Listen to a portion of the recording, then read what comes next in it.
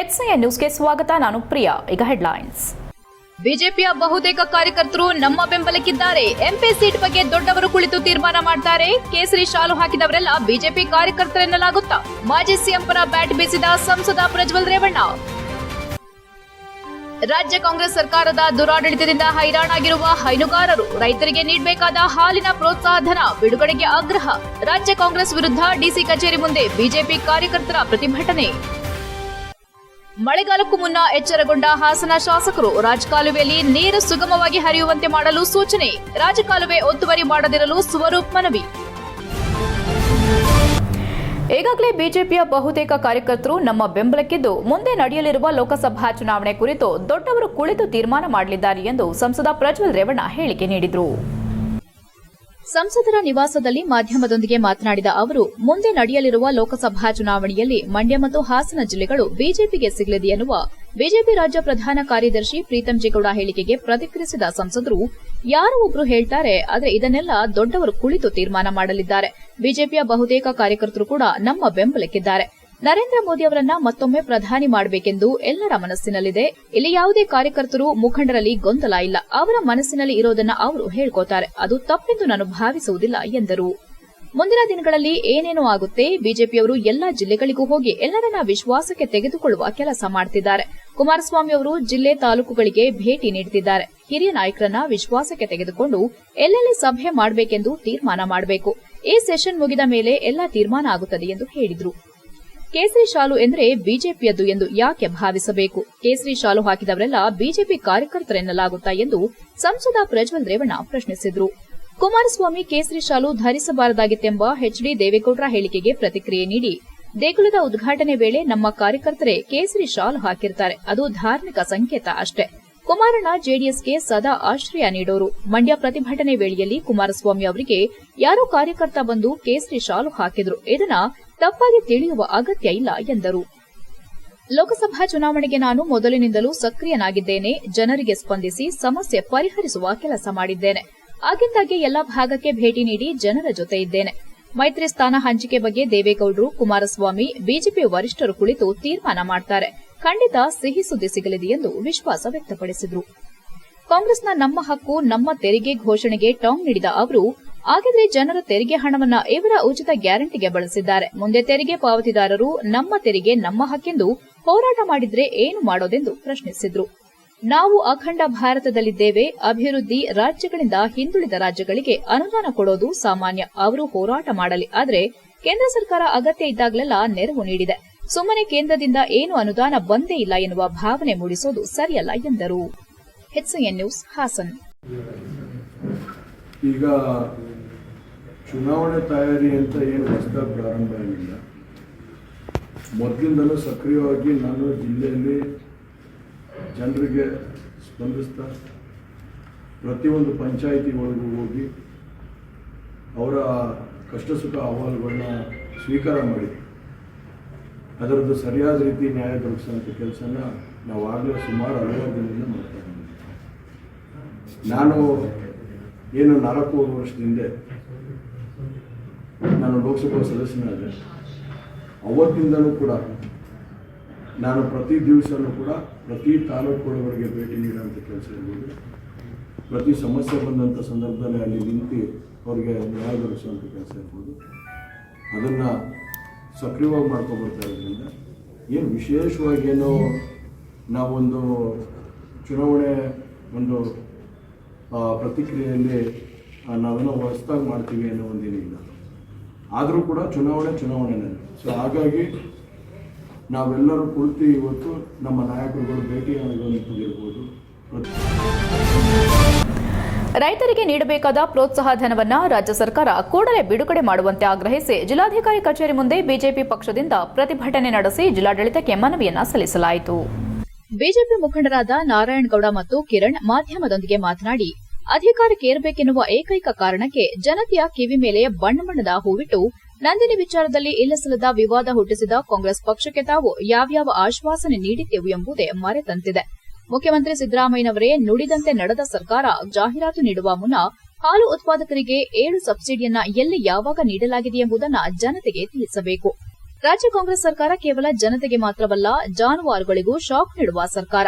ಹಾಲು ಉತ್ಪಾದಕರಿಗೆ ಸಬ್ಸಿಡಿ ಹೆಚ್ಚಳ, ಹಸು ಎಮ್ಮೆ ಖರೀದಿಗೆ ಕಡಿಮೆ ಬಡ್ಡಿದರದಲ್ಲಿ ಸಾಲ, ಇತರೆ ಕಲರ್ ಹೂಗಳನ್ನ ಕಿವಿ ಮೇಲಿಟ್ಟು ಅಧಿಕಾರಕ್ಕೆ ಬಂದು ಈಗ ಸಾಲವನ್ನ ನೀಡುತ್ತಿಲ್ಲ.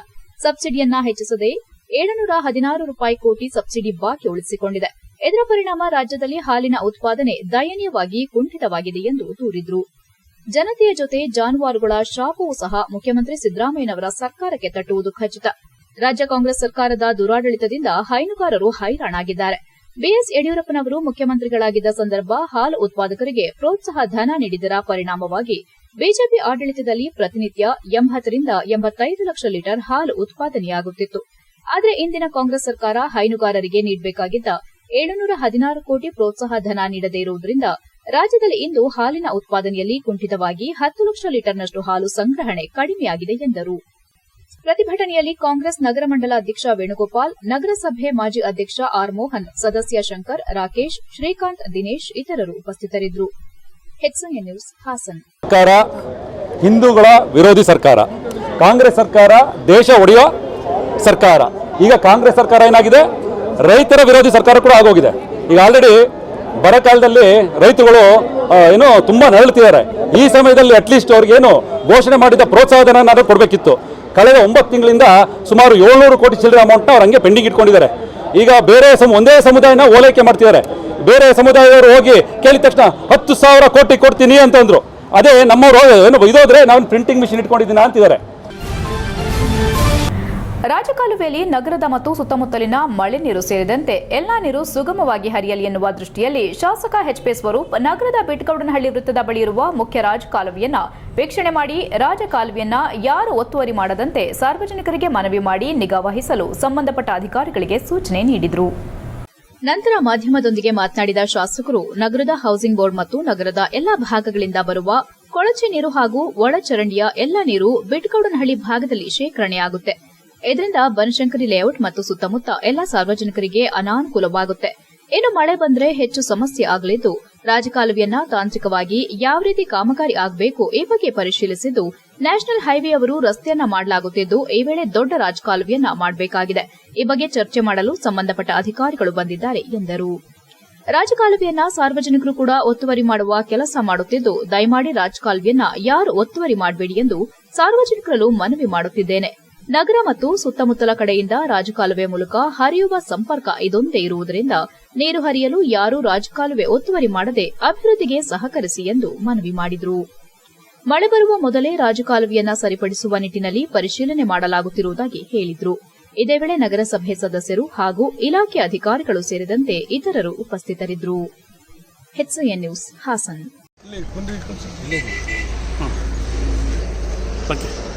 ಹಾಸನ ನಗರದ ಹೌಸಿಂಗ್ ಬೋರ್ಡು ಮತ್ತು ಹಾಸನ ನಗರ ಭಾಗದಿಂದ ಬರುವಂಥ ಎಲ್ಲ ಕೊಳಚೆ ನೀರು ಇರ್ಬೋದು ಮತ್ತು ಒಳಚರಂಡಿ ನೀರಿನ ಎಲ್ಲ ಇದು ಇಲ್ಲಿ ಶೇಖರಣೆ ಆಗುತ್ತೆ ನಮ್ಮ ಬಿಟ್ಕೊಂಡನಹಳ್ಳಿ ಈ ಭಾಗದಲ್ಲಿ. ಹಾಗೆ ಸಾರ್ವಜನಿಕರು ಮತ್ತು ಬನಶಂಕರಿ ಲೇಔಟ್ ಮತ್ತು ಸುತ್ತಮುತ್ತಲ ಎಲ್ಲ ಸಾರ್ವಜನಿಕರು ಭಾಳ ಅನಾನುಕೂಲ ಆಗುತ್ತೆ. ಇನ್ನೂ ಮಳೆಗಾಲದಲ್ಲಂತೂ ಹೆಚ್ಚು ಅನಾನುಕೂಲ ಆಗುತ್ತೆ. ಆ ನಿಟ್ಟಿನಲ್ಲಿ ರಾಜಕಾಲುವೆನ ತಾಂತ್ರಿಕವಾಗಿ ಯಾವ ರೀತಿಯಲ್ಲಿ ಇನ್ನೂ ಕೆಲಸ ಕಾಮಗಾರಿಗಳಾಗಬೇಕು. ಇವತ್ತು ನ್ಯಾಷನಲ್ ಹೈವೇ NHAA ಅವರು ಏನು ರಸ್ತೆನ ಮಾಡ್ತಾ ಇದ್ದಾರೆ, ದೊಡ್ಡದ ಒಂದು ರಾಜಕಾಲುವೆಯನ್ನು ಕೂಡ ಈ ಸಂದರ್ಭದಲ್ಲಿ ಮಾಡಬೇಕು ಅಂತ ಅವ್ರನ್ನೂ ಕೂಡ ಒಳಗೊಂಡಂತೆ ಎಲ್ಲ ಅಧಿಕಾರಿಗಳ ಎಲ್ಲ ವರ್ಗದವರು ಕೂಡ ಬಂದಿದ್ದಾರೆ. ಅವ್ರಿಗೂ ಕೂಡ ನಾವು ಕೇಳ್ತಾ ಇದ್ದೀವಿ. ಇವತ್ತು ರಾಜಕಾಲುವೆ. ಹೆಚ್ಎನ್ ನ್ಯೂಸ್ನಲ್ಲಿ ಒಂದು ಪುಟ್ಟ ಬ್ರೇಕ್.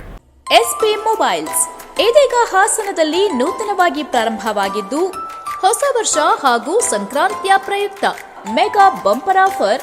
ಯಾವುದೇ ಸ್ಮಾರ್ಟ್ಫೋನ್ ಕೊಂಡಲ್ಲಿ 3,000 ರೂಪಾಯಿ ಮೌಲ್ಯದ ಉಡುಗೊರೆ ಪಡೆಯಿರಿ. 10,000 ಮೇಲ್ಪಟ್ಟ ಸ್ಮಾರ್ಟ್ಫೋನ್ ಖರೀದಿಗೆ ಬಿಡಿ ಭಾಗದ ಮೇಲೆ 75% ರಿಯಾಯಿತಿ ಪಡೆಯಿರಿ. ನಿಮ್ಮ ಹಳೆ ಸ್ಮಾರ್ಟ್ಫೋನ್ ಕೊಟ್ಟು ಹೊಸ ಸ್ಮಾರ್ಟ್ಫೋನ್ ಪಡೆಯಿರಿ. ಕಡಿಮೆ ಬಡ್ಡಿ ದರದಲ್ಲಿ ಆಕರ್ಷಕ ಲೋನ್ ಮೇಳ. ಸಿಬಿಲ್ ಸ್ಕೋರ್ ಇಲ್ಲದಿದ್ರೂ ಕಡಿಮೆ ಬಡ್ಡಿ ದರದಲ್ಲಿ ಸ್ಮಾರ್ಟ್ಫೋನ್ ಖರೀದಿಸಬಹುದು. ಈ ಅವಕಾಶ ಜನವರಿ 26ರವರೆಗೆ ಮಾತ್ರ. ಬನ್ನಿ, ಖರೀದಿಸಿ, ಆನಂದಿಸಿ. ಎಸ್ಪಿ ಮೊಬೈಲ್ಸ್, ಸ್ಥಳ ಗಂಧದ ಕೋಟೆ ಎದುರು, RC ರಸ್ತೆ, ಹಾಸನ. Phone numbers 9035937854, 81972652552. ಮತ್ತು 8073743652.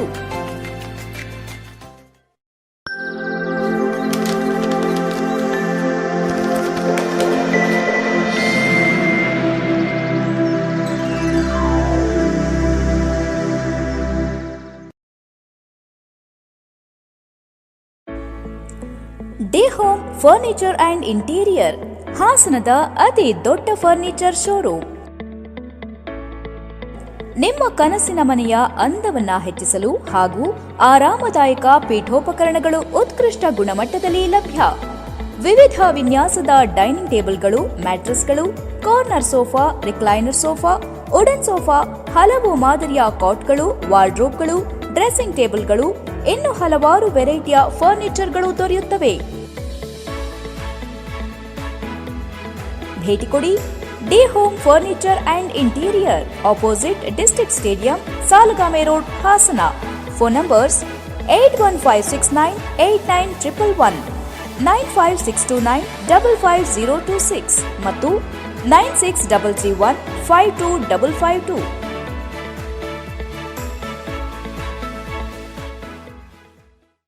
ಬ್ರೇಕ್ನ ನಂತರ HCN ನ್ಯೂಸ್ಗೆ ಸ್ವಾಗತ. ಸೇವಾ ಮನೋಭಾವದಿಂದ ನಿರಂತರವಾಗಿ ಬೆಳವಣಿಗೆ ಹೊಂದಿ ಸಾರ್ವಜನಿಕರಿಗೆ ಸೇವೆ ಸಲ್ಲಿಸುತ್ತಿರುವ ಲಯನ್ಸ್ ಕ್ಲಬ್ ಸಂಸ್ಥೆಯ ಸಾಮಾಜಿಕ ಸೇವೆ ಅನನ್ಯವಾದದ್ದೆಂದು ಯೋಗ ಗುರು ಚೇತನ್ ಗುರೂಜಿ ಹೇಳಿದರು. ಅವರು ಆಲೂರು ಪಟ್ಟಣದಲ್ಲಿ ಲಯನ್ಸ್ ಕ್ಲಬ್ ಸೇವಾ ಸಂಸ್ಥೆ, ಮಾತೃಶ್ರೀ ಕ್ಲಿನಿಕ್, ಹಾಸನದ ಸಿಎನ್ಐ ರೆಡ್ ಫರ್ನ್ ಮೆಮೋರಿಯಲ್ ಆಸ್ಪತ್ರೆ, Mahalakshmi Manjappa multi speciality hospital ಇವರ ಸಹಯೋಗದಲ್ಲಿ ಉಚಿತ ಆರೋಗ್ಯ ತಪಾಸಣೆ ಮತ್ತು ರಕ್ತದಾನ ಶಿಬಿರ ಕಾರ್ಯಕ್ರಮ ಉದ್ಘಾಟಿಸಿ ಮಾತನಾಡಿದರು. ಸಕಾರಾತ್ಮಕ ವಿಮರ್ಶೆಗಳ ಚಿಂತನೆಗಳೊಂದಿಗೆ ಕಳೆದ ಹಲವಾರು ದಶಕಗಳಿಂದ ಸಮಾಜಮುಖಿ ಕೆಲಸ ಕಾರ್ಯಗಳು ಜಗತ್ತಿನಾದ್ಯಂತ ನಡೆಸಿಕೊಂಡು ಬರುತ್ತಿದೆ. ಒಂದು ಸಂಸ್ಥೆ, ಕ್ಲಬ್ ಇಂತಹದೊಂದು ಪರೋಪಕಾರಿ ಕೆಲಸ ಮಾಡುತ್ತದೆ ಎಂದರೆ ಅದು ಲಯನ್ಸ್ ಕ್ಲಬ್ನಿಂದ ಮಾತ್ರ ಸಾಧ್ಯ. ಲಯನ್ಸ್ ಕ್ಲಬ್ ಪರಿವಾರದವರು ಮಾಡುತ್ತಿರುವ ಸೇವಾ ಕಾರ್ಯ ಅನನ್ಯವಾಗಿದೆ. ಸ್ಪರ್ಧಾತ್ಮಕ ಸಮಾಜದಲ್ಲಿ ಯಾವುದೇ ರೀತಿ ಫಲಾಪೇಕ್ಷೆಗಳಿಲ್ಲದೆ ಸೃಜನಶೀಲ, ಕ್ರಿಯಾಶೀಲ, ಕ್ರಿಯಾತ್ಮಕ ಚಟುವಟಿಕೆಗಳಲ್ಲಿ ಈ ಸಂಘಟನೆ ತನ್ನನ್ನು ತಾನು ತೊಡಗಿಸಿಕೊಂಡು ಸಮಾಜಕ್ಕೆ ಒಳ್ಳೆ ಸಂದೇಶಗಳನ್ನು ಕಳುಹಿಸುವ ಮೂಲಕ ಆದರ್ಶಪ್ರಾಯವಾಗಿ ಮೆರೆದಿದೆ. ಕ್ಲಬ್ನ ಜನಪರ ಕಾರ್ಯಗಳು ನಿಜಕ್ಕೂ ಶ್ಲಾಘನೀಯ ಎಂದರು. ಎಚ್ಜಿ ಪ್ರವೀಣ್ ಮಾತನಾಡಿ, ತಾಲೂಕಿನಲ್ಲಿ ಹಲವು ವರ್ಷಗಳಿಂದ ಉಚಿತ ಆರೋಗ್ಯ ತಪಾಸಣೆ, ರಕ್ತದಾನ ಶಿಬಿರ, ಸರ್ಕಾರಿ ಶಾಲೆಗಳ ಉಳಿವಿಗೆ ಉತ್ತೇಜನ ನೀಡುವ ಸಲುವಾಗಿ ಹಲವು ಕಾರ್ಯಕ್ರಮಗಳನ್ನು ಹಮ್ಮಿಕೊಂಡು ಸರ್ಕಾರಿ ಶಾಲೆಗಳಲ್ಲಿ ಓದುತ್ತಿರುವ ಬಡತನ ರೇಖೆಗಿಂತ ಕೆಳಗಿರುವ ಬಡ ಕುಟುಂಬದ ವಿದ್ಯಾರ್ಥಿಗಳಿಗೆ ಶಾಲಾ ಪರಿಕರ, ಬಸ್ ನಿಲ್ದಾಣ, ಅಸಹಾಯಕ ಬಡ ಕುಟುಂಬಗಳಿಗೆ ಆರ್ಥಿಕ ಸಹಾಯ, ಸಾಂಸ್ಕೃತಿಕ, ಕ್ರೀಡಾ ಚಟುವಟಿಕೆ ಸೇರಿದಂತೆ ಹಲವು ಕಾರ್ಯಕ್ರಮಗಳನ್ನು ಹಮ್ಮಿಕೊಂಡು ಜನಸಾಮಾನ್ಯರಿಗೆ ಜನಪರವಾದ ಕೆಲಸ ಮಾಡುತ್ತಿದೆ ಎಂದರಲ್ಲದೆ, ಎಲ್ಲೇ ಅಗತ್ಯ ಇದೆಯೋ ಅಲ್ಲಿ ನಾವಿರಬೇಕು. ಜನಸಾಮಾನ್ಯರ ಸೇವೆ ಮಾಡುವುದರಿಂದ ನಮಗೆ ತೃಪ್ತಿ ದೊರೆಯುತ್ತದೆ. ದೀನ ದಲಿತರ ಮತ್ತು ಬಡವರ ಮುಖದಲ್ಲಿ ನಗು ತರುವುದೇ ನಮ್ಮ ಕ್ಲಬ್ಬಿನ ಉದ್ದೇಶವಾಗಿದೆ ಎಂದರು.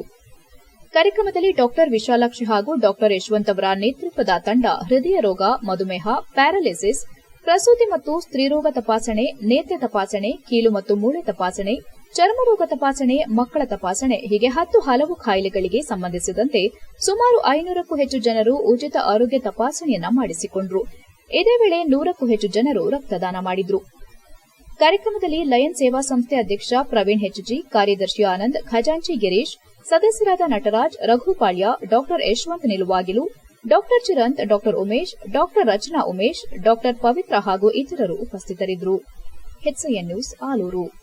ಮಾತೃಶ್ರೀ ಕ್ಲಿನಿಕ್ ಆಲೂರು ಮತ್ತು PSI Red Fern Memorial hospital Hassan, doctor Vishalakshi MBBS ಕೃಷಿ ತಜ್ಞರು, Mahalakshmi Manjappa multi speciality hospital Hassan, doctor Umesh ಕೀಲು ಮತ್ತು ಮೂಳೆ ತಜ್ಞರು, ಡಾಕ್ಟರ್ ರಚನಾ ಉಮೇಶ್ ಚರ್ಮರೋಗ ತಜ್ಞರು, ಡಾಕ್ಟರ್ ಪವಿತ್ರ ಶ್ರೀ BE ಮಕ್ಕಳ ತಜ್ಞರು, Sunanda eye clinic Hassan, doctor Chiran ನೇತ್ರ ತಜ್ಞರು, ಜೀವರಕ್ಷಾ ರಕ್ತ ಕೇಂದ್ರ Hassan, Primus Remedies private limited Hassan, health care diagnostic club Alur ಇವರ ಸಹಯೋಗದಲ್ಲಿ ಉಚಿತ ವೈದ್ಯಕೀಯ ತಪಾಸಣೆ ಮತ್ತು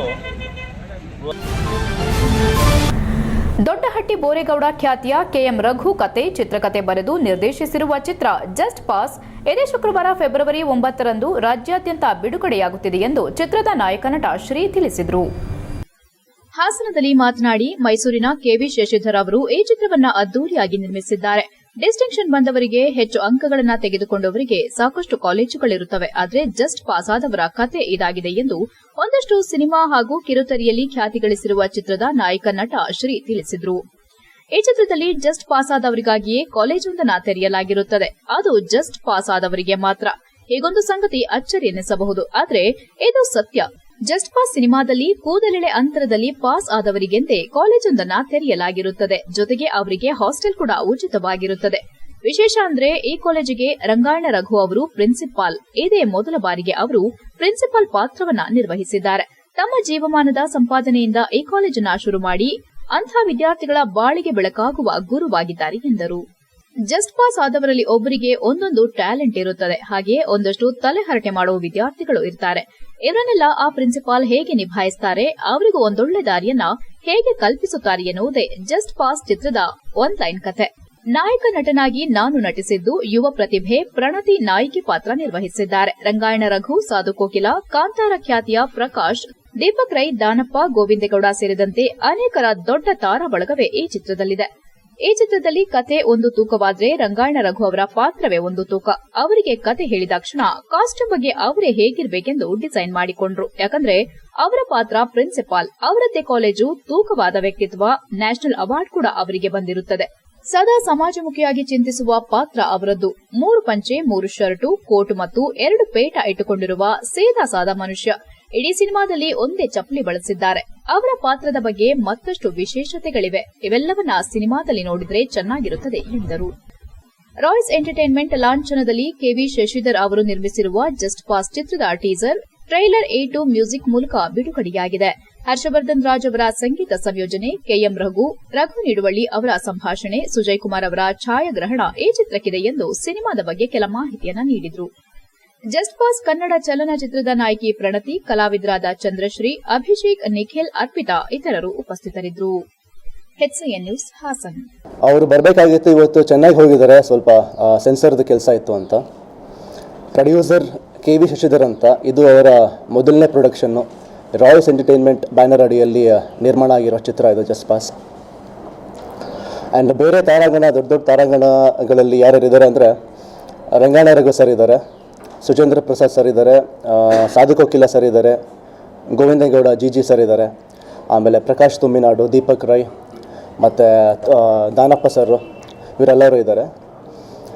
ಸೊ ಸಿನಿಮಾ ಜಸ್ಟ್ ಪಾಸ್ ಇದು ಯೂಶಲಿ ಸರ್ ನಮಗೆ ಕಾಲೇಜ್ಗಳಲ್ಲಿ 80 ಮೇಲೆ ಇಲ್ಲ 90 ಮೇಲೆ ತೆಗೆದವ್ರಿಗೆ ಫಸ್ಟ್ ಕ್ಲಾಸು ಡಿಸ್ಟಿಂಕ್ಷನ್ ಇಂಥವ್ರಿಗೆ ಬಂದವ್ರಿಗೆಲ್ಲ ಸೀಟ್ ಸಿಗೋ ಸಾಧ್ಯತೆಗಳು ಜಾಸ್ತಿ ಇರುತ್ತೆ.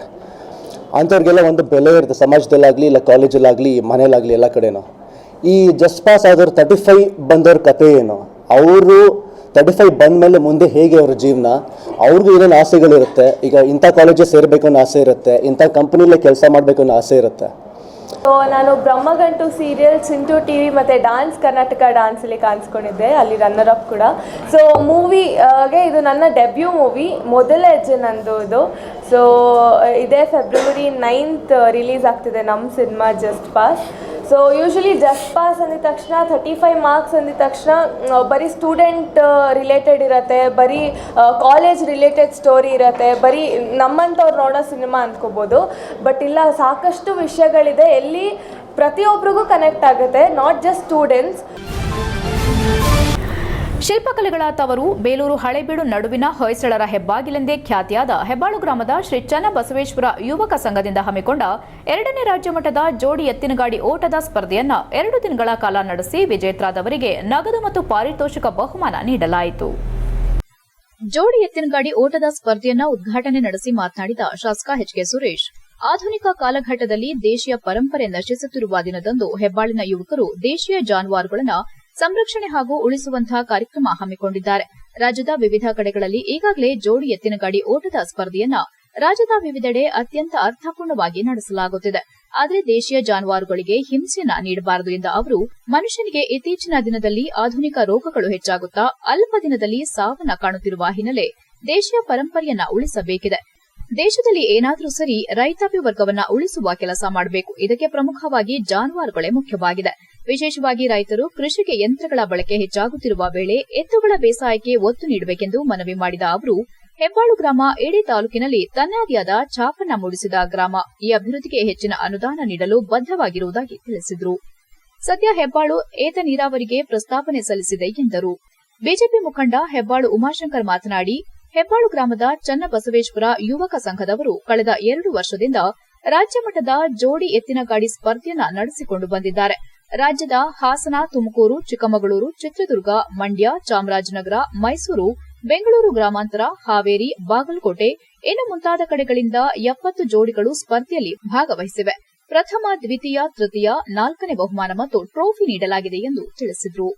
ಪ್ರಥಮ ಬಹುಮಾನ ಶಾಸಕ ಹುಲಹಳ್ಳಿ ಸುರೇಶ್, ದ್ವಿತೀಯ ಹೆಬ್ಬಾಳು ಉಮಾಶಂಕರ್, ತೃತೀಯ ವಸಂತಶೇಖರ್, 4ನೇ ಬಹುಮಾನ ಹೆಬ್ಬಾಳು ಉಮಾಶಂಕರ್, ಪ್ರಮೋದ್ ನಗದು ಬಹುಮಾನ ನೀಡಿದ್ರು. ಕಾರ್ಯಕ್ರಮದಲ್ಲಿ ವಿಜಯಲಕ್ಷ್ಮಿ ಸ್ಟೋನ್ ಕ್ರಷರ್ ಮಾಲೀಕ ವಸಂತಶೇಖರ್, ಗ್ರಾಮ ಪಂಚಾಯಿತಿ ಸದಸ್ಯರಾದ ಗಿರೀಶ್, ಹಾಲೇಗೌಡ, ಎಚ್ಆರ್ ಯೋಗೇಶ್, ಉಪ್ಪೇಗೌಡ, ಮಲ್ಲನಹಳ್ಳಿ ಪ್ರಮೋದ್, ಹರ್ಷ, ದರ್ಶನ್, ಸಚಿನ್, ಪುನೀತ್, ಅನಿ, ಶಶಿ, ರವಿ, ರುದ್ರೇಶ್, ಗಣೇಶ್, ಪುನೀತ್, ಪಾಪ, ಚೇತನ್ ಮುಂತಾದವರು ಹಾಜರಿದ್ದರು. HCN news Belur. HCN ನ್ಯೂಸ್ನಲ್ಲೀಗ ಒಂದು ಪುಟ್ಟ ಬ್ರೇಕ್. ಹಾಸನದಲ್ಲಿ ಪ್ರಥಮ ಬಾರಿಗೆ ಬೃಹತ್ ಕ್ರೋಕರಿ ಮಾರಾಟ ಮೇಳ. 50,000ಕ್ಕೂ ಹೆಚ್ಚು ಗೃಹ ಬಳಕೆಯ ವಸ್ತುಗಳು ಒಂದೇ ಸೂರಿನಡಿಯಲ್ಲಿ ಲಭ್ಯ. ಇಂಪೋರ್ಟ್ ಮತ್ತು ಇಂಡಿಯಾ ಕ್ರೋಕರಿಗಳು 1 ಕೆಜಿಗೆ ಕೇವಲ 299 ರೂಗಳು ಮಾತ್ರ. ಮೈಕ್ರೋವೇವ್ಗೆ ಸಂಬಂಧಿಸಿದ ಗ್ಲಾಸ್ ಮತ್ತು ಪ್ಲಾಸ್ಟಿಕ್ ವಸ್ತುಗಳು, ಥೈಲ್ಯಾಂಡ್, ಫ್ರಾನ್ಸ್, ಜರ್ಮನಿಯ ಗ್ಲಾಸ್ ವೇರ್, ಫ್ಯಾನ್ಸಿ ಪ್ಲಾಸ್ಟಿಕ್ ವಸ್ತುಗಳು, ಬೋನ್ ಚೈನಾ ಪಿಂಗಾಣಿ ಮತ್ತು ಗ್ಲಾಸ್ ವಸ್ತುಗಳು, 100% ಫುಡ್ ಗ್ರೇನ್ ಪ್ಯೂರ್ ಮೆಲಮೈನ್ಗಳು ಅಪ್ ಟು 50% ಡಿಸ್ಕೌಂಟ್ನಲ್ಲಿ ಈಗ ನಿಮ್ಮ ಹಾಸನದಲ್ಲಿ ಲಭ್ಯ. 50,000 ಮೇಲ್ಪಟ್ಟ ಗೃಹ ಬಳಕೆಯ ವಸ್ತುಗಳು ಒಂದೇ ಸೂರಿನಡಿಯಲ್ಲಿ ಲಭ್ಯ. ಇದು ಸೀಮಿತ ಅವಕಾಶ. ಹಿಂದೆ ಭೇಟಿ ನೀಡಿ. ಶಂಕರಮಠ ಹಾಲ್, ಶಂಕರಮಠ ರಸ್ತೆ, KR ಹಾಸನ.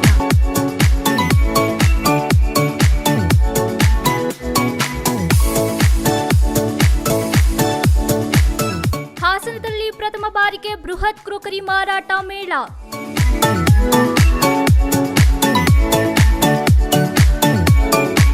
ಶಂಕರಮಠ ರಸ್ತೆ, KR ಹಾಸನ.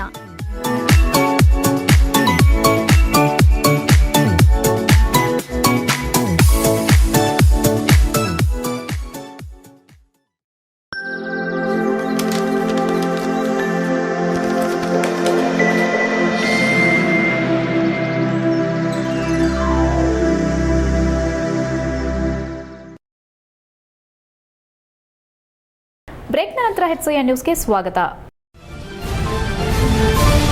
ಹಾಸನ ನಗರದ ನಾಗರಿಕರಿಗೆ ಶುಭ ಸುದ್ದಿ ಸಿಕ್ಕಿದೆ. ಹೊಸ ಬಸ್ ನಿಲ್ದಾಣ ರಸ್ತೆಯ ರೈಲ್ವೆ ಮೇಲ್ಸೇತುವೆ ಸಾರ್ವಜನಿಕರ ಬಳಕೆಗೆ ಮುಕ್ತಗೊಳಿಸಿ ಜಿಲ್ಲಾಧಿಕಾರಿ ಸತ್ಯಭಾಮ ಆದೇಶ ಹೊರಡಿಸಿದ್ದಾರೆ. ಸಾರ್ವಜನಿಕರ ಹಿತದೃಷ್ಟಿ ಮೇಲ್ಸೇತುವೆ ಸಂಚಾರಕ್ಕೆ ಮುಕ್ತಗೊಳಿಸುವ ಸಂಬಂಧ ಜಿಲ್ಲಾ ಪೊಲೀಸ್ ವರಿಷ್ಠಾಧಿಕಾರಿ ಹಾಗೂ ನಗರಸಭೆ ಆಯುಕ್ತರೊಂದಿಗೆ ಚರ್ಚಿಸಿದ್ದೇನೆ. ಆದೇಶ ಹೊರಡಿಸಲಾಗಿದೆ ಎಂದರು.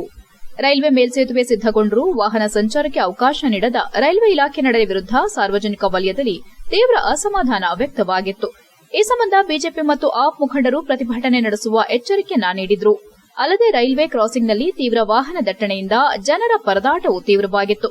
ಈ ಹಿನ್ನೆಲೆ ಜಿಲ್ಲಾಧಿಕಾರಿ ತಮ್ಮ ಅಧಿಕಾರ ದಂಡ ಬಳಸಲು ಮುಂದಾಗಿದ್ದು, ಕಾನೂನು ಸುವ್ಯವಸ್ಥೆ ಪಾಲನೆ ನೆಪ ಮುಂದಿಟ್ಟು ಮೇಲ್ಸೇತುವೆ ಸಾರ್ವಜನಿಕ ಸೇವೆಗೆ ಮುಕ್ತಗೊಳಿಸಿದ್ದಾರೆ. HCN news Hassan. ಬೇಲೂರಿನ ಶ್ರೀ ಶಾರದಾ ಪೀಠಂ ಶಂಕರಮಠ ಮತ್ತು ದೇಶಭಕ್ತರ ಬಳಗ ಸಂಯುಕ್ತಾಶ್ರಯದಲ್ಲಿ ನಡೆದ ಭಜ ಗೋವಿಂದಂ ಸ್ಪರ್ಧಾ ಕಾರ್ಯಕ್ರಮ ನಡೆಸಲಾಯಿತು. ಕಾರ್ಯಕ್ರಮದ ಉದ್ಘಾಟನೆಯನ್ನ ದೇಶಭಕ್ತರ ಬಳಗದ ತಾಲೂಕು ಅಧ್ಯಕ್ಷ ಡಾ ಸಂತೋಷ್ ಕುಮಾರ್ ನಡೆಸಿಕೊಟ್ಟರು. ನಂತರ ಮಾತನಾಡಿದ ಅವರು, ಸನಾತನ ಧರ್ಮ ಸಂಸ್ಕೃತಿ ಉಳಿವಿಗಾಗಿ ಆದಿಶಂಕರರ ಕೊಡುಗೆ ಅಪಾರ ಎಂದು ನುಡಿದರು. ಜಗತ್ತಿನ 36 ಸಂಸ್ಕೃತಿಗಳಲ್ಲಿ 35 ಸಂಸ್ಕೃತಿಗಳು ನಶಿಸಿ ಹೋಗಿರುವಾಗಲೂ ಭಾರತೀಯ ಸನಾತನ ಸಂಸ್ಕೃತಿ ಮಾತ್ರ ಉಳಿಯದು. ಇದನ್ನು ಉಳಿಸುವಲ್ಲಿ ಶಂಕರಾಚಾರ್ಯರಂತಹ ಧರ್ಮದೃಷ್ಟರ ಕೊಡುಗೆ ಅಪಾರ. ಇವರು ದೇಶಾದ್ಯಂತ ಸಂಚರಿಸಿ 4 ಆಮ್ನಾಯ ಮಠಗಳನ್ನು ಸ್ಥಾಪಿಸಿ ತಮ್ಮದೇ ಅದ್ವೈತ ಸಿದ್ಧಾಂತವನ್ನ ಪ್ರತಿಷ್ಠಾಪಿಸಿ ಸನಾತನ ಸಂಸ್ಕೃತಿಯನ್ನ ಉಳಿಸಿದ್ರು. ಅಲ್ಲದೆ ನಮ್ಮ ದೇಶಭಕ್ತ ಬಳಗದ ವತಿಯಿಂದ ಹಲವಾರು ಸಮಾಜಮುಖಿ ಕಾರ್ಯಕ್ರಮಗಳನ್ನು ನಡೆಸುತ್ತಾ ಬಂದಿದ್ದೇವೆ. ಮುಂದೆಯೂ ಕೂಡ ಇದನ್ನು ಮುಂದುವರಿಸಿಕೊಂಡು ಹೋಗುವುದಾಗಿ ತಿಳಿಸಿದರು. ನಂತರ ಶಂಕರ ಮಠದ ಕಾರ್ಯದರ್ಶಿ ಸುಬ್ರಹ್ಮಣ್ಯ ಮಾತನಾಡಿ, ನಮ್ಮ ಸಂಸ್ಕೃತಿ ಧರ್ಮ ರಕ್ಷಣೆಗೆ ಶೃಂಗೇರಿ ಶ್ರೀಗಳ ಕೊಡುಗೆ ಅಪಾರ ಮತ್ತು ನಾವು ಈ ಕಾರ್ಯಕ್ರಮವನ್ನ ಮಾಡುವುದಕ್ಕೆ ಶೃಂಗೇರಿ ಶ್ರೀಗಳು ಮನಃಪೂರ್ವಕವಾಗಿ ಆಶೀರ್ವಾದ ಮಾಡಿ ಪ್ರೇರೇಪಿಸಿದ್ದಾರೆ. ಇನ್ನು ಮುಂದೆ ನಿರಂತರವಾಗಿ ಭಗವದ್ಗೀತೆ, ರಾಮಾಯಣ, ಮಹಾಭಾರತ ಕ್ವಿಜ್ ಮುಂತಾದ ಕಾರ್ಯಕ್ರಮಗಳನ್ನು ಮಠದಲ್ಲಿ ಆಯೋಜನೆ ಮಾಡುವುದಾಗಿ ತಿಳಿಸಿದರು. ಇದೇ ವೇಳೆ 80 ವಿದ್ಯಾರ್ಥಿಗಳು ಭಜಗೋವಿಂದಂ ಸ್ಪರ್ಧೆಯಲ್ಲಿ ಭಾಗವಹಿಸಿದ್ರು. ಈ ವೇಳೆ ಮಲ್ಲಿಕಾರ್ಜುನ ಮೆಡಿಕಲ್ ಮಹೇಶ್, ಹಯವದನರಾವ್, ಪ್ರಕಾಶ್, ನವರತ್ನ ಎಸ್ ವಟಿ, ಹರೀಶ್ ಸೇರಿದಂತೆ ಮುಂತಾದವರು ಹಾಜರಿದ್ದರು. HCN news, Belur. ಶಂಕರ ಮಠ ನಮ್ಮ ಸಂಯುಕ್ತ ಆಶ್ರಯದಲ್ಲಿ ನಾವಿವತ್ತು ಈ ಭಜಗೌರಿ ಸ್ತೋತ್ರ ಸ್ಪರ್ಧೆಯನ್ನು ಮಾಡ್ತಾ ಇರೋದು ನಮಗೆ ದೇಶಭಕ್ತರ ಒಳಗಕ್ಕೆ ಒಂದು ಅತ್ಯಂತ ಹೆಮ್ಮೆಯ ವಿಚಾರ ಆಗಿದೆ. ಯಾಕಂತ ಹೇಳಿದರೆ ನಾವು ಇದುವರೆಗೆ ಹಲವಾರು ಸಾಂಸ್ಕೃತಿಕ, ಸಾಮಾಜಿಕ, ಆರೋಗ್ಯ, ಶಿಕ್ಷಣ, ಕ್ರೀಡೆ, ಕೃಷಿ ಮುಂತಾದ ಕ್ಷೇತ್ರದಲ್ಲಿ ಮಾತ್ರ ಕೈಯಾಡಿಸಿ ಆಧ್ಯಾತ್ಮ ಕ್ಷೇತ್ರಕ್ಕೆ ನಾವು ಬಹುಶಃ ನಮ್ಮ ಪ್ರಥಮ ಪಾದಾರ್ಪಣೆ ಬಹಳ ವಿಜೃಂಭಣೆಯೊಂದಿಗೆ ಆಗ್ತಾ ಇರೋದು ನನಗೆ ಬಹಳ ಖುಷಿಯನ್ನು ಕೊಡ್ತಾ ಇದೆ. ಇತಿಹಾಸ ಉಳಿಯಲು ಓಲೆ ಗ್ರಂಥಗಳು, ಹಸ್ತಪ್ರತಿಗಳು, ಶಿಲಾಶಾಸನಗಳು, ಪುರಾತನ ಕಡತಗಳ ಸಂಗ್ರಹಣೆ ಮತ್ತು ಸಂರಕ್ಷಣೆ ಬಹಳ ಮುಖ್ಯವಾಗಿದೆ ಎಂದು ಕುವೆಂಪು ವಿಶ್ವವಿದ್ಯಾಲಯದ ನಿವೃತ್ತ ಕ್ಯೂರೇಟರ್ ಡಾಕ್ಟರ್ ವೆಂಕಟೇಶ್ ಜೋಯಿಸ್ ಹೇಳಿದರು. ಶ್ರವಣಬೆಳಗೊಳದ ಶ್ರೀ ಧವಲ ತೀರ್ಥಂನಲ್ಲಿರುವ ರಾಷ್ಟ್ರೀಯ ಪ್ರಾಕೃತ ಅಧ್ಯಯನ ಮತ್ತು ಸಂಶೋಧನಾ ಸಂಸ್ಥೆಯಲ್ಲಿ ನ್ಯಾಷನಲ್ ಮಿಷನ್ ಫಾರ್ ಮ್ಯಾನುಸ್ಕ್ರಿಪ್ಟ್ ನವದೆಹಲಿ ಹಾಗೂ ಎಸ್ಎನ್ ಪದವಿ ಪೂರ್ವ ಕಾಲೇಜು ಸಹಯೋಗದೊಂದಿಗೆ ಸೋಮವಾರ ಆಯೋಜಿಸಿದ್ದ ಹಸ್ತಪ್ರತಿಗಳ ಸಂರಕ್ಷಣಾ ಅಭಿಯಾನ ಕಾರ್ಯಕ್ರಮದಲ್ಲಿ ಮಾತನಾಡಿದ ಅವರು, ಇತಿಹಾಸವನ್ನ ಉಳಿಸಲು ಹಸ್ತಪ್ರತಿಗಳ ಪಾತ್ರ ಮಹತ್ವದ್ದಾಗಿದ್ದು ಇದು ಪ್ರತಿಯೊಬ್ಬರ ಕರ್ತವ್ಯ ಎಂದರು. ನಮ್ಮ ದೇಶದ ಅನೇಕ ಪಾರಂಪರಿಕ ಕಡತಗಳು, ಹಸ್ತಪ್ರತಿಗಳು ವಿದೇಶಿಯರ ದಾಳಿಯಿಂದ ನಾಶವಾಗಿದ್ದು, ಪ್ರಾಕೃತಿಕ ವಿಕೋಪದಿಂದ ಅನೇಕ ಮಹತ್ವದ ಕುರುಹುಗಳು ನಾಶ ಹೊಂದಿವೆ. ಸದ್ಯ ಉಳಿದಿರುವ ದಾಖಲೆಗಳನ್ನು ಸಂರಕ್ಷಿಸಲು ಯುವ ಸಮುದಾಯ ಪುರಾತನ ಹಸ್ತಪ್ರತಿಗಳ ಅಧ್ಯಯನ ಮತ್ತು ಸಂಶೋಧನೆಗೆ ಒತ್ತು ನೀಡಬೇಕು. ಆಗ ಮಾತ್ರ ಇತಿಹಾಸ ಉಳಿಸಲು ಸಾಧ್ಯವಾಗುತ್ತದೆ. ಇತ್ತೀಚೆಗೆ ಯಾವ ವಿಶ್ವವಿದ್ಯಾಲಯಗಳು ಹಸ್ತಪ್ರತಿಗಳ ಸಂರಕ್ಷಣೆ ಬಗ್ಗೆ ಆಸಕ್ತಿ ವಹಿಸುತ್ತಿಲ್ಲ ಎಂದು ಬೇಸರ ವ್ಯಕ್ತಪಡಿಸಿದರು. ವ್ಯಾಕರಣ, ಜ್ಯೋತಿಷ್ಯ, ಗಣಿತ, ಛಂದಸ್ಸು, ವೈದ್ಯ, ವೇದ, ಉಪನಿಷತ್ತುಗಳು ಎಂದಿಗೂ ಉಳಿಯಲು ಹಸ್ತಪ್ರತಿಗಳೇ ಕಾರಣವಾಗಿವೆ. ನಮ್ಮ ದೇಶದ ಹಸ್ತಪ್ರತಿಗಳು ವಿದೇಶಗಳಿಗೂ ಸಾಗಿಸಲ್ಪಟ್ಟಿದ್ದು, ಲೂಯಿಸ್ ರೈಸ್ ರವರು 30,000 ಶಾಸನಗಳನ್ನು ಸಂಗ್ರಹಿಸಿದ್ದರು ಎಂದರು. ಎಸ್ಎನ್ಪಿಯು ಕಾಲೇಜಿನ ಕನ್ನಡ ಪ್ರಾಧ್ಯಾಪಕ ಡಾಕ್ಟರ್ ಎಸ್ ದಿನೇಶ್ ಅವರು ಮಾತನಾಡಿ, ಜಗತ್ತಿನ ಬಹಳಷ್ಟು ಸಮಸ್ಯೆಗಳಿಗೆ ಹಸ್ತಪ್ರತಿಗಳು ಹಾಗೂ ಶಿಲಾಶಾಸನಗಳಲ್ಲಿ ಪರಿಹಾರ ಕಂಡುಕೊಳ್ಳುವ ಮಾರ್ಗಸೂಚಿಗಳನ್ನು ವ್ಯಾಖ್ಯಾನಿಸಲಾಗಿದೆ.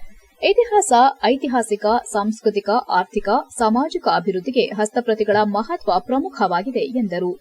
ಸಂಸ್ಥೆಯ ನಿರ್ದೇಶಕ ಡಾಕ್ಟರ್ ಎನ್ ಸುರೇಶ್ ಕುಮಾರ್ ಮಾತನಾಡಿ, ಧವಲ, ಜಯಧವಲ ಮತ್ತು ಮಹಾಧವಲಗಳ ಹಸ್ತಪ್ರತಿಗಳ ಮಹತ್ವವನ್ನು ವಿವರಿಸಿದರು ಹಾಗೂ ಇಂದು ಈ ಹಸ್ತಪ್ರತಿಗಳನ್ನು ಉಳಿಸಿ ಬೆಳೆಸಿ ಸಂರಕ್ಷಿಸುವುದು ನಮ್ಮ ಕರ್ತವ್ಯ ಹಾಗೂ ಹಸ್ತಪ್ರತಿಗಳ ಸಂರಕ್ಷಣೆ, ಸಂಪಾದನೆ ಬಹಳ ಮುಖ್ಯವಾದ ಜವಾಬ್ದಾರಿ ಸಂಸ್ಥೆಗಿದೆ ಎಂದು ಹೇಳಿದರು. ಸಂಸ್ಥೆಯ ಕಾರ್ಯನಿರ್ವಹಣಾಧಿಕಾರಿ ಡಾಕ್ಟರ್ ಎಸ್ವಿ ಮುರಳಿ ಮಾತನಾಡಿ, ಮಹಾವೀರ ತೀರ್ಥಂಕರರ ಜನ್ಮ ಕಲ್ಯಾಣಕದ ಶುಭ ಸಂದರ್ಭದಲ್ಲಿ ಹಸ್ತಪ್ರತಿಗಳ ಸಂರಕ್ಷಣೆಗಾಗಿ ಕೇಂದ್ರ ಸರ್ಕಾರ ನೀಡಿದ್ದ ಎನ್ಆರ್ಜೆಎಂ ಯೋಜನೆ ಅಡಿಯಲ್ಲಿ ದಕ್ಷಿಣ ಭಾರತದ 4 ರಾಜ್ಯಗಳಿಂದ ಒಟ್ಟು 52,000 ಮಾಹಿತಿ ಪಟ್ಟಿಗೆ ತಯಾರಿಸಿ ಸಲ್ಲಿಸಲಾಗಿದೆ. 2005 ರಿಂದ ಐಜೆಎನ್ಸಿಎ ಅಧೀನದಲ್ಲಿ ಎನ್ಎಂಎ ಯೋಜನೆಯನ್ನ ಕರ್ನಾಟಕದ 7 ಜಿಲ್ಲೆಗಳನ್ನು ನಮ್ಮ ಕಾರ್ಯವ್ಯಾಪ್ತಿಗೆ ನೀಡಿದ್ದು, ಅದರ ಕಾರ್ಯ ಮುಂದುವರೆದಿದೆ. ಇದುವರೆಗೆ ಸುಮಾರು 21,000 ಹಸ್ತಪ್ರತಿಗಳನ್ನು ಸಂರಕ್ಷಿಸಲಾಗಿದೆ ಎಂದು ತಿಳಿಸಿದರು. ಈ ಸಂದರ್ಭದಲ್ಲಿ ನ್ಯಾಯಾಂಗ ಇಲಾಖೆಯ ಸತೀಶ್ ರವರು ಅಂಚೆ ಚೀಟಿಗಳನ್ನು ಪ್ರದರ್ಶಿಸಿದರು. ಕಾರ್ಯನಿರ್ವಾಹಕ ಅಧಿಕಾರಿ doctor SV Murali, Hazari Parshwanath, SN ಪದವಿ ಪೂರ್ವ ಕಾಲೇಜಿನ ಪ್ರಾಂಶುಪಾಲ ವಿಜಯಕುಮಾರ್, ಡಾಕ್ಟರ್ ರಾಜೇಂದ್ರ ಪಾಟೀಲ್, ಉಪನ್ಯಾಸಕ ಹಾಗೂ ಪ್ರಾಕೃತ ಸಂಸ್ಥೆಯ ಮ್ಯಾನೇಜಿಂಗ್ ಟ್ರಸ್ಟಿ ಆರ್ಟಿ ಮಹಾವೀರ್ ಹಾಗೂ ಬೋಧಕ ಮತ್ತು ಬೋಧಕೇತರ ಸಿಬ್ಬಂದಿಗಳು ಉಪಸ್ಥಿತರಿದ್ದರು. HCN news, Channarayapatna. ರಾಷ್ಟ್ರೀಯ ಅಧ್ಯಯನ ಸಂಸ್ಥೆಯಲ್ಲಿ ಇನ್ನಷ್ಟು ನಡೆದಿದೆ, ಚೆನ್ನಾಗಿ ಪ್ರಾರಂಭ ಆಗತಕ್ಕಂಥ ಆಶಯದೊಂದಿಗೆ ಇಂತಹ ಒಂದು ಅರ್ಥಪೂರ್ಣವಾದಂತಹ, ಸಾರ್ಥಕವಾದಂತಹ, ಉಪಯುಕ್ತವಾದಂತಹ, ಅಭಿನಂದನೀಯವಾದಂತಹ ಒಂದು ಕಾರ್ಯಕ್ರಮವನ್ನು ಏರ್ಪಡಿಸಿ ತನ್ನ ಮೂಲಕ ಒಂದು ಹಸ್ತಪ್ರತಿಯ ಅರಿವನ್ನ ಜೊತೆಗೆ ಅಂಚೆ ಚೀಟಿಯ ಅರಿವನ್ನ ಮೂಡಿಸಲಿಕ್ಕೆ ಕಾರಣೀಭೂತರಾದಂತಹ ಈ ಸಂಸ್ಥೆಯ ನಿರ್ದೇಶಕರಾದಂತಹ ನನ್ನ ಪೂಜ್ಯ ಗುರುಗಳು ಆಗಿರತಕ್ಕಂಥ ಡಾಕ್ಟರ್ ಎನ್ ಸುರೇಶ್ ಕುಮಾರ್ ಅವರಿಗೆ ನಮ್ಮೆಲ್ಲರ ಪರವಾಗಿ ಅತ್ಯಂತ ಕೃತಜ್ಞತಾಪೂರ್ವಕ ಧನ್ಯವಾದಗಳನ್ನು ಹೇಳ್ತೇನೆ. ಆತ್ಮೀಯರೇ, HCN ನ್ಯೂಸ್ನಲ್ಲೀಗ ಒಂದು ಪುಟ್ಟ ಬ್ರೇಕ್. ಹಾಸನದಲ್ಲಿ 28 ವರ್ಷಗಳಿಂದ ಜನತೆಗೆ ಅತ್ಯುತ್ತಮವಾದ ವೈದ್ಯಕೀಯ ಸೇವೆಯನ್ನು ನೀಡುತ್ತಿರುವ Hemavathi multi speciality hospital Hassan. ನಮ್ಮಲ್ಲಿ ದಿನದ 24 ಗಂಟೆಯೂ ಆಕ್ಸಿಡೆಂಟಲ್ ಇಂಜುರೀಸ್ ಮತ್ತು ಎಮರ್ಜೆನ್ಸಿ ಸರ್ವಿಸ್ಗಳನ್ನು ಹೊಂದಿದೆ. ಹೇಮಾವತಿ ಆಸ್ಪತ್ರೆಯ ಡಾಕ್ಟರ್ ನಿಖಿಲ್ ಆರ್ಭಟ್ ರವರು ಎಂಎಸ್ ಆರ್ಥೋಪೆಡಿಕ್ನಲ್ಲಿ ಚಿನ್ನದ ಪದಕ ಪಡೆದು ಸಿಂಗಾಪುರ್ ಜನರಲ್ ಹಾಸ್ಪಿಟಲ್ನಲ್ಲಿ ಫೆಲೋಶಿಪ್ ಇನ್ ಜಾಯಿಂಟ್ ರಿಪ್ಲೇಸ್ಮೆಂಟ್ ಸರ್ಜರಿಯ ಪದವಿ ಪಡೆದು ಸೇವೆಯನ್ನ ಸಲ್ಲಿಸಿರುತ್ತಾರೆ.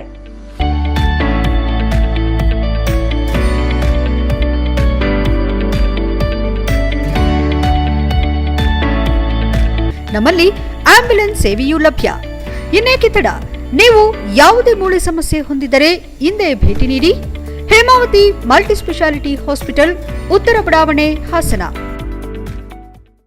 ಬ್ರೇಕ್ನ ನಂತರ HCN ನ್ಯೂಸ್ಗೆ ಸ್ವಾಗತ. ಸಕಲೇಶಪುರ ತಾಲೂಕಿನ ಬೆಳಗೋಡು ಹೋಬಳಿ ಹೊಸಗದ್ದೆ ಗ್ರಾಮದಲ್ಲಿನ ಸರ್ಕಾರಿ ಕುಳುವಾಡಿಕೆ ಇನಾಮು ಜಮೀನು ಅರ್ಹರಿಗೆ ನೀಡದೆ ಸುಳ್ಳು ದಾಖಲೆಯನ್ನು ಸೃಷ್ಟಿ ಮಾಡಿ ಭೂಗಳರಿಗೆ ಖಾತೆ ಮಾಡಿಸಿದ್ದಾರೆ ಎಂದು ಹಿರಿಯ ದಲಿತ ಮುಖಂಡ ಎಂಬಿ ಸ್ವಾಮಿ ಆರೋಪಿಸಿದರು.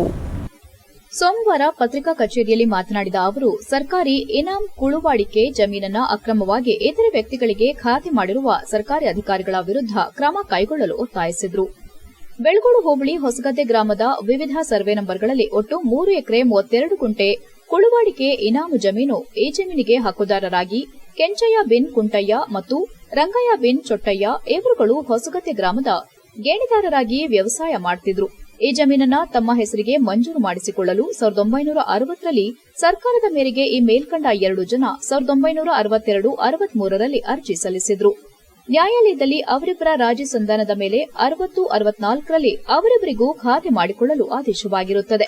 ಈ ಆಸ್ತಿಯು ರಂಗಯ್ಯನ ವಾರಸುದಾರರಿಗೆ ಸೇರ್ಬೇಕೆ ವಿನಃ ಬೇರೆ ಯಾರಿಗೂ ಸೇರತಕ್ಕದ್ದಲ್ಲ.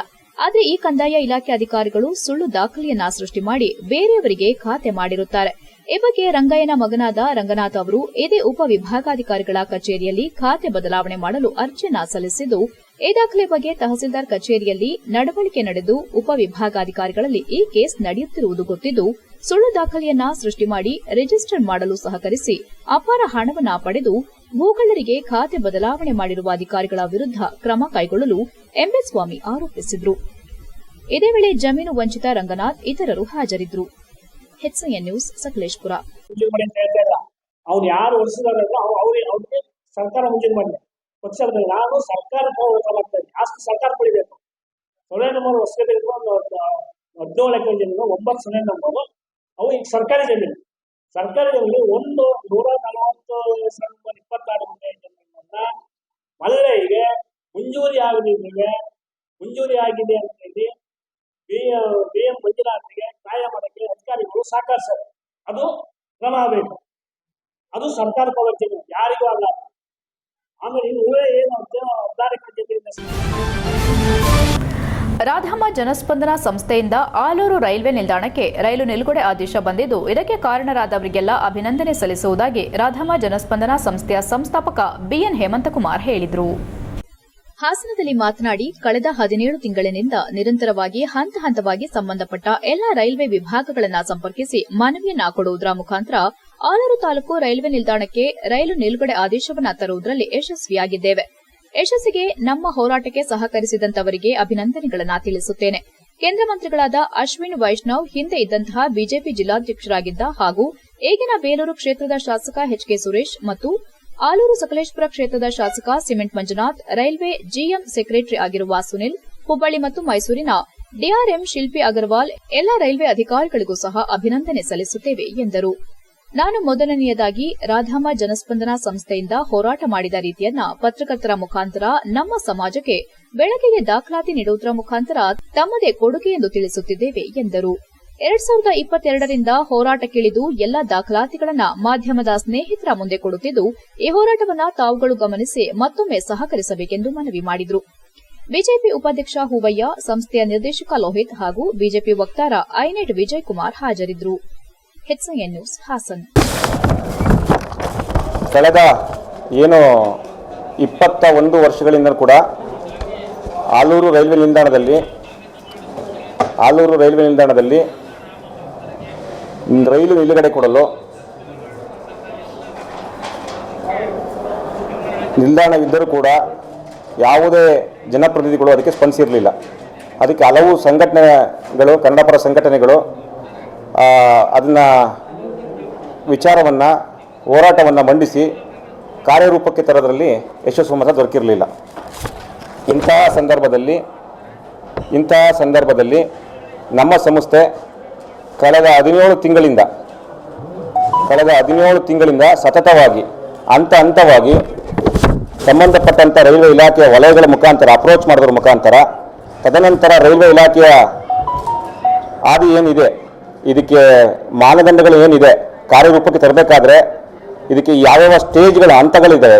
ಮೊದಲನೇದಾಗಿ ಕಮರ್ಷಿಯಲ್ ಡಿಪಾರ್ಟ್ಮೆಂಟ್, ರೈಲ್ವೆ ಇಲಾಖೆ, ಎರಡನೇದಾಗಿ ಮೆಕ್ಯಾನಿಕಲ್, ಮೂರನೇದಾಗಿ ಎಲೆಕ್ಟ್ರಿಕಲ್, ನಾಲ್ಕನೇದಾಗಿ ಪ್ಲಾಟ್ಫಾರ್ಮ್ ಸುರಕ್ಷತೆ. ಈ 4 ಅಂಗಗಳು ಕ್ಲಿಯರೆನ್ಸ್ ಕೊಟ್ಟರೆ ಮಾತ್ರ ನೋಟಿಫಿಕೇಶನ್ ಹೊರಡುತ್ತೆ ಯಾವ ರೈಲ್ವೆ ನಿಲ್ಗಡೆಗೆ. ಸಕಲೇಶಪುರ ತಾಲೂಕಿನಲ್ಲಿ 4 ದಿನದ ಹಿಂದೆ ಹೊಳೆಮಲ್ಲೇಶ್ವರ ಸ್ವಾಮಿ ದೇವಸ್ಥಾನದ ಬಳಿ ಒಂದು ಮೃತದೇಹ ಪತ್ತೆಯಾಗಿತ್ತು. ಕ್ಯಾಥೋಲಿಕ್ ಕುಟುಂಬದ ಸದಸ್ಯರು ಅನಾಥ ಶವದ ಅಂತ್ಯಕ್ರಿಯೆಯನ್ನ ಗುರುಗಳೊಂದಿಗೆ ನೆರವೇರಿಸಿದರು.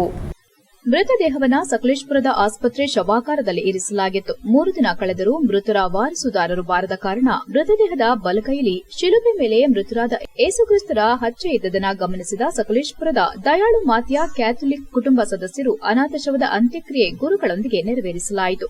ಈ ಸಂದರ್ಭದಲ್ಲಿ ಪ್ರದೀಪ್ ಡಿಸೋಜಾ, ಸಿಲ್ವೆಸ್ಟರ್ ಸಲ್ಡಾನಾ, ಬಜಲ್ ಫೆರ್ನಾಂಡಿಸ್, ಮೋರಿಸ್ ಲೋಬೋ, ಜಾನ್ ಮೆನೇಜಸ್, ರಾಕೇಶ್ ಮೆನೇಜಸ್, ಆನಂದ ಲಿಯೋ ವಾಸ್, ಕ್ರೈಸ್ತ ಯುವ ಮುಖಂಡರಾದ ಅವಿನಾಶ್, ಸಿರಿಲ್ ಫರ್ನಾಂಡಿಸ್, ಕೋಲನ್ ಕಿರಣ್, ನವೀನ್ ಮಾರನಹಳ್ಳಿ, ಸಂತೋಷ್ ಡಿಸೋಜಾ ಹಾಗೂ ಇತರರು ಹಾಜರಿದ್ದರು. HCN news Sakleshpur. ಕೊಬ್ಬರಿ ಖರೀದಿಯಲ್ಲಿ ದಲ್ಲಾಳಿಗಳ ಹಾವಳಿ ಕಂಡುಬಂದರೆ ಕಾನೂನು ಕ್ರಮ ಕೈಗೊಂಡು ದಂಡ ವಿಧಿಸಲಾಗುತ್ತದೆ ಎಂದು ಶಾಸಕ ಸಿಎನ್ ಬಾಲಕೃಷ್ಣ ಎಚ್ಚರಿಸಿದರು. ಅವರು ಚನ್ನರಾಯಪಟ್ಟಣದ ಆರ್ಎಂಸಿ ಯಾರ್ಡ್ನಲ್ಲಿ ಕೊಬ್ಬರಿ ಖರೀದಿ ಕೇಂದ್ರಕ್ಕೆ ಭೇಟಿ, ನೋಂದಣಿ ಪ್ರಕ್ರಿಯೆಗೆ ಚಾಲನೆ ನೀಡಿ ಮಾಧ್ಯಮದೊಂದಿಗೆ ಮಾತನಾಡಿ, ರೈತರ ಪಹಣಿ ನೀಡಿ ಅವರ ಹೆಸರಲ್ಲಿ ವರ್ತಕರು ಕೊಬ್ಬರಿ ಮಾರಾಟ ಮಾಡುವುದು ಕಾನೂನು ಬಾಹಿರವಾಗಿದೆ. ರೈತರ ಪಹಣಿ ಪಡೆದು ನಫೆಡ್ಗೆ ಕೊಬ್ಬರಿ ಬಿಡುತ್ತಿದ್ದ ಮಧ್ಯವರ್ತಿಗಳ ಹಾವಳಿ ತಡೆಯಲು ಇದೀಗ ಮೊದಲ ಬಾರಿಗೆ ನಫೆಡ್ ಮೂಲಕ ರೈತರಿಂದಲೇ ನೇರವಾಗಿ ಕೊಬ್ಬರಿ ಖರೀದಿ ಮಾಡುವ ಪ್ರಕ್ರಿಯೆಗೆ ಬಯೋಮೆಟ್ರಿಕ್ ಅಳವಡಿಸಲು ಸರ್ಕಾರ ಸೂಚಿಸಿದೆ. ಆದ್ದರಿಂದ ಕೊಬ್ಬರಿ ಖರೀದಿ ನೋಂದಣಿಗೆ ಪ್ರಥಮ ಬಾರಿಗೆ ಬಯೋಮೆಟ್ರಿಕ್ ಅಳವಡಿಸುತ್ತಿರುವುದರಿಂದ ರೈತರೇ ಸ್ವತಃ ಬಂದು ಬೆರಳಚ್ಚು ನೀಡಿ ಕೊಬ್ಬರಿ ಖರೀದಿಗೆ ನೋಂದಣಿ ಮಾಡಿ ಟೋಕನ್ ಪಡೆಯಬೇಕಿದೆ. ರೈತರ ಹೆಸರಿನಲ್ಲಿ ಬೇರೆಯವರು ಕೊಬ್ಬರಿ ಮಾರಾಟ ಮಾಡುವುದನ್ನು ನಿಯಂತ್ರಿಸಲು ಅಗತ್ಯ ಕ್ರಮ ಕೈಗೊಳ್ಳಲಾಗಿದೆ. ನೈಜ ರೈತರು ಇದರ ಸದುಪಯೋಗ ಪಡೆದುಕೊಳ್ಳಬೇಕು ಎಂದರು. ಕೇಂದ್ರದ ಬೆಂಬಲ ಬೆಲೆ 12,000 ರೂಪಾಯಿ ಜೊತೆಗೆ ರಾಜ್ಯ ಸರ್ಕಾರ ಕೂಡ ಪ್ರೋತ್ಸಾಹ ಧನವನ್ನ 1,500 ರೂಪಾಯಿ ನೀಡುತ್ತದೆ. ಇದರಿಂದ ರೈತರಿಗೆ ಕ್ವಿಂಟಾಲ್ ಕೊಬ್ಬರಿಗೆ ಒಟ್ಟು 13,500 ರೂಪಾಯಿ ದೊರೆಯಲಿದೆ. ಇದುವರೆಗೂ 8 ರಿಂದ 9,000 ರೂಪಾಯಿಗೆ ಕೊಬ್ಬರಿ ಮಾರುತ್ತಿದ್ದ ರೈತರಿಗೆ ಬಹಳ ಅನುಕೂಲವಾಗಲಿದೆ ಎಂದರು. ಕಳೆದ ಬಾರಿ ಚನ್ನರಾಯಪಟ್ಟಣ, ನುಗ್ಗೇಹಳ್ಳಿ, ಶ್ರವಣಬೆಳಗೊಳದಲ್ಲಿ ಮಾತ್ರ ನೋಂದಣಿಗೆ ಅವಕಾಶವಿತ್ತು. ಈ ಬಾರಿ ಹೆಚ್ಚುವರಿಯಾಗಿ ಹಿರಿಸಾವೆ ಮತ್ತು ಬಾಗೂರಿನಲ್ಲಿ ನೋಂದಣಿ ಕೇಂದ್ರ ಪ್ರಾರಂಭ ಮಾಡಿದ್ದು, ಉದಯಪುರದಲ್ಲಿ ನೋಂದಣಿ ಕೇಂದ್ರ ಪ್ರಾರಂಭಿಸಲು ಜಿಲ್ಲಾಧಿಕಾರಿ ಅವರಿಗೆ ಮನವಿ ಮಾಡಲಾಗಿದೆ. ಮುಂದಿನ ದಿನಗಳಲ್ಲಿ ಉದಯಪುರದಲ್ಲಿ ನೋಂದಣಿ ಕೇಂದ್ರ ಪ್ರಾರಂಭಿಸಿದರೆ ದಂಡಿನಹಳ್ಳಿ ಹೋಬಳಿ ರೈತರಿಗೆ ಅನುಕೂಲವಾಗಲಿದೆ ಎಂದರು. 45 ದಿನಗಳು ನಿರಂತರವಾಗಿ ಖರೀದಿ ಪ್ರಕ್ರಿಯೆಗೆ ಅವಕಾಶವಿದ್ದು, ತಾಲೂಕಿನ ಎಲ್ಲಾ ಹೋಬಳಿಗಳಲ್ಲೂ ರಾತ್ರಿ 8 ಗಂಟೆವರೆಗೂ ಹೆಚ್ಚಿನ ಸಮಯ ನೋಂದಣಿ ಪ್ರಕ್ರಿಯೆಗೆ ಸೂಚನೆ ನೀಡಿದ್ದು, ಯಾವುದೇ ರೈತರು ಆತಂಕಕ್ಕೆ ಒಳಪಡದೆ ತಮ್ಮ ಹೋಬಳಿ ನೋಂದಣಿ ಕೇಂದ್ರದಲ್ಲಿ ನೋಂದಣಿ ಮಾಡಿಸಿಕೊಳ್ಳಬೇಕೆಂದು ಮನವಿ ಮಾಡಿದರು. ಇದೇ ವೇಳೆ ತಹಸೀಲ್ದಾರ್ ಬಿಎಂ ಗೋವಿಂದರಾಜ್, ನಗರ ಪೊಲೀಸ್ ಠಾಣೆ ಆರಕ್ಷಕ ನಿರೀಕ್ಷಕ ಭರತ್ ರೆಡ್ಡಿ, ನಾಫೆಡ್ ಖರೀದಿ ಕೇಂದ್ರದ ಮೇಲ್ವಿಚಾರಕ ಚೇತನ್ ಸೇರಿದಂತೆ ಇತರರು ಹಾಜರಿದ್ದರು. HCN news Channarayapatna. ಮುಗ್ಗೇಹಳ್ಳಿ, ಶ್ರವಣಬೆಳಗೊಳದಲ್ಲಿ ಮಾತ್ರ ಅವಕಾಶ ಆಯಿತು. ಈ ಸಲ ಹಿರಿಸೇವೆ ಮತ್ತು ಬಾಗೂರಿನಲ್ಲೂ ಕೂಡ ಇದು ನೋಂದಣಿ ಪ್ರಕ್ರಿಯೆ ಚಾಲನೆ ದೊರೆತಿದೆ. ಈಗ ಉದಯಪುರದಲ್ಲೂ ಕೂಡ ಮಾಡಲಿಕ್ಕೆ DC ಅವರಿಗೆ ರಿಕ್ವೆಸ್ಟ್ ಮಾಡಿದ್ದೀವಿ. ದಂಡಿನಹಳ್ಳಿ ಹೋಬಳಿಯವರಿಗೆ ಅಲ್ಲ ಆದ್ಯತೆ ಮಾಡ್ತಕ್ಕಂಥ, ಬಹುಶಃ ನಾಳೆ ಅವರು DC ಅವರು ಫೆಡರೇಷನ್ಗೆ ಏನು ನ್ಯಾಫೆಡ್ಗೆ ಲೆಟ್ರ್ ಮಾಡ್ತಾ ಇದ್ದಾರೆ. ಸ್ವಲ್ಪ ಏನಾಗಿದೆ, ತಪ್ಪು ಬರ್ತಾ ಇಲ್ಲ ಕೆಲವ್ರಿಗೆ, ಏಜ್ ಆಗಿರೋರಿಗೆ. ಅದು OTP ಮಾಡಲಿಕ್ಕೂ ಕೂಡ ಅದು ಸರ್ಕಾರದ ಡೈರೆಕ್ಷನ್ ಆಗಬೇಕಾಗುತ್ತೆ. ಅದು ಮಾಡಿದರೆ ಮಿಸ್ಯೂಸ್ ಆಗುತ್ತೆ ಅನ್ನೋದು ಕೂಡ ಅವರ ಒಂದು ಅಭಿಪ್ರಾಯ ಇದೆ. ಸ್ವಲ್ಪ 10:30 ಆದಮೇಲೆ ಸರ್ವರ್ ಅಕ್ಸೆಪ್ಟ್ ಜಾಸ್ತಿ ಆಗ್ತದೆ. ಅಲ್ಲಿ ತನಕ ನಮ್ಮ ರೈತರು ತಾಳ್ಮೆಯಿಂದ ಸಮಾಧಾನದಿಂದ ಇರಬೇಕು ಅಂತ ನಾವು ಮನವಿ ಮಾಡ್ತೇನೆ. ಇದು ಪ್ರಕ್ರಿಯೆ ಸುಮಾರು 45 ದಿವಸ ಇರ್ತದೆ. ಎಲ್ಲರದು ಆಗುತ್ತೆ, ಗಾಬರಿ ಬೇಡ. ರೈತರಲ್ಲಿ ಏನಾಗಿದೆ ಆತಂಕ, ಇವಾಗ ನಾಳೆ ಏನಿಲ್ಲ, 45 ದಿವಸ ನಿರಂತರವಾಗಿರುತ್ತೆ. ಓವರ್ ಟೈಮು ಕೂಡ ಮಾಡಿಸ್ತೀವಿ. ಸಾಯಂಕಾಲ 8 ಗಂಟೆ ಇಲ್ಲಿ ಲೈಟು ಗೀಟು ಎಲ್ಲ ಹಾಕಿಸಿ 8 ರಿಂದ 9 ಗಂಟೆ ತನಕ ಕೂಡ ಈ ಒಂದು ನೋಂದಣಿ ಪ್ರಕ್ರಿಯೆನ ಮಾಡ್ತೀವಿ. ಈ ಸಂದರ್ಭದಲ್ಲಿ ಎಲ್ಲ ಹೋಬಳಿಯರಿಗೂ ಕೂಡ ಮನವಿ ಮಾಡ್ತಕ್ಕಂಥದ್ದು, ಶ್ರವಣಬೆಳಗೊಳದವರು ಅಲ್ಲೇ ಮಾಡಿಸಿ.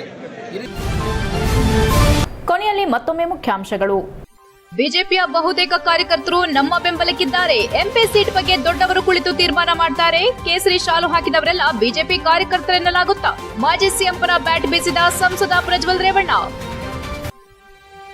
ರಾಜ್ಯ ಕಾಂಗ್ರೆಸ್ ಸರ್ಕಾರದ ದುರಾಡಳಿತದಿಂದ ಹೈರಾಣಾಗಿರುವ ಹೈನುಗಾರರು, ರೈತರಿಗೆ ನೀಡಬೇಕಾದ ಹಾಲಿನ ಪ್ರೋತ್ಸಾಹ ಧನ ಬಿಡುಗಡೆಗೆ ಆಗ್ರಹ. ರಾಜ್ಯ ಕಾಂಗ್ರೆಸ್ ವಿರುದ್ಧ DC ಕಚೇರಿ ಮುಂದೆ ಬಿಜೆಪಿ ಕಾರ್ಯಕರ್ತರ ಪ್ರತಿಭಟನೆ.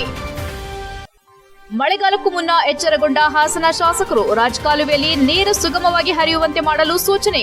ರಾಜಕಾಲುವೆ ಒತ್ತುವರಿ ಮಾಡದಿರಲು ಸ್ವರೂಪ್ ಮನವಿ. ಎಷ್ಟೊತ್ತು ನೀವು ನೋಡಿದ್ದು ಹಾಸನದ ಸುದ್ದಿ, ಅಂದ್ರೆ HCN ನ್ಯೂಸ್.